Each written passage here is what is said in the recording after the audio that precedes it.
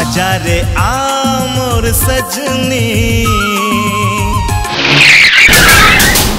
या गाँव में गंगा जस बह नदिया, गाए पवन संग झर झर झरना। अपन कुकुरला बांध के रखे कर, जब शेर घूमे पर निकलते ना तो भौंकना बंद कर दे।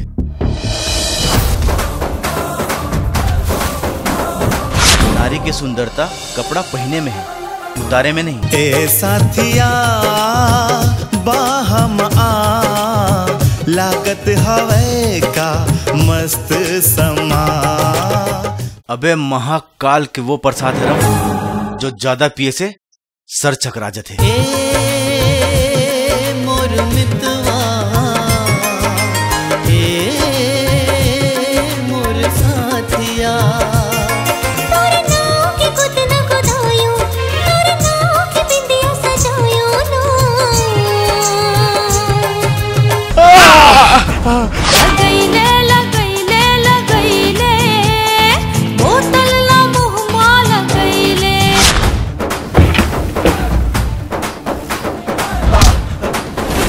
दूरबीना में जिए के ख्वाब भी नहीं देख सका।